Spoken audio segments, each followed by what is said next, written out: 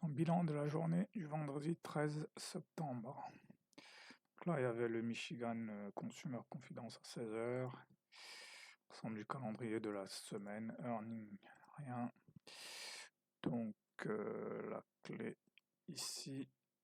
En fait, c'est une leçon générale sur cette semaine, en fait. La leçon, c'est assez simple. En fait, il y a des moments où le marché est en easy mode. Ça va être quand il y a des news, avant les news, après les news, 1 ou 2 jours après les news, quand il y a un signal fort en H1 ou J1, formation d'une accumulation ou d'une distribution ou réintégration d'un niveau. Et c'est à ce moment-là qu'il faut saisir en fait. C'est ça finalement la leçon de la semaine. C'est un peu, c'est ce que je répète ici, c'est ça la leçon. En fait, ça revient à la chose suivante, c'est que là où j'aurais dû sizer, c'est ici. Là où j'aurais dû sizer, c'est ici. Voilà. Quand je vois ce mouvement de CPI qui vient nettoyer BJP, forte probabilité qu'il va aussi aller renettoyer AJP. Ici, la veille, voilà. Quand je vois le RBH avant la news, front run, c'est là que je dois sizer en fait. C'est ça la leçon. Et ici, pareil, on vient de commencer l'extension. Il est probable qu'il y ait une seconde journée d'extension. C'est là qu'il faut sizer. Or là, maintenant, le vendredi, bon, c'est pas un setup qui est clair, mais pour qui est, du moins pas pour qui est, faut plutôt s'attendre à un up only quand on revient tester par exemple un haut de lundi ou de mardi. Mais bon, sinon là, qu'est-ce que ça donne? Ici, pas vraiment un signal, c'est qu'une seule bougie. Ici, pas vraiment un signal non plus.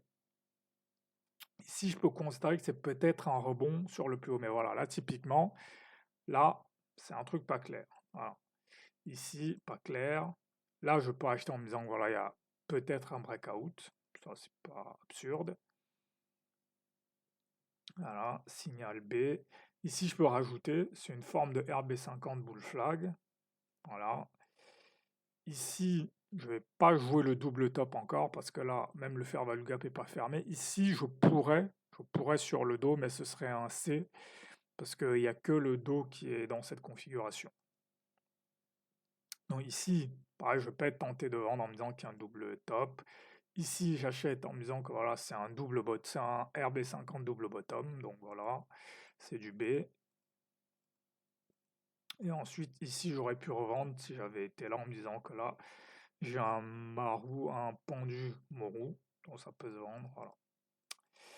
Mais la clé vraiment de cette semaine, c'est les moments où il y a du volume, les moments où il y a des news, c'est là où il faut essayer d'être au max en fait. C'est vraiment ça la leçon.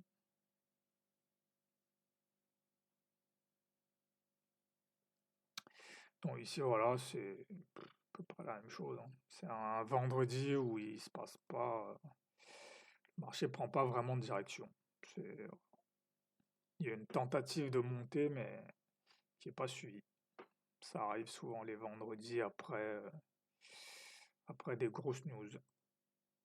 Donc voilà, je vais voir que là, la hausse continue. Ce serait pas étonnant qu'on revienne tester cette zone.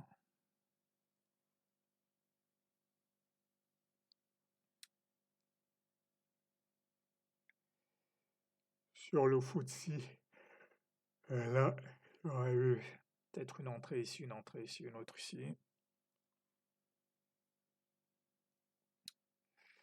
Sur le DAX, il y a une phase de confusion intéressante. Là, il y a le break échoue, c'est raisonnable de vendre ici. Ça ressemble à un rebond sur AJP raisonnable d'acheter. Ici, on réintègre AJP raisonnable de vendre.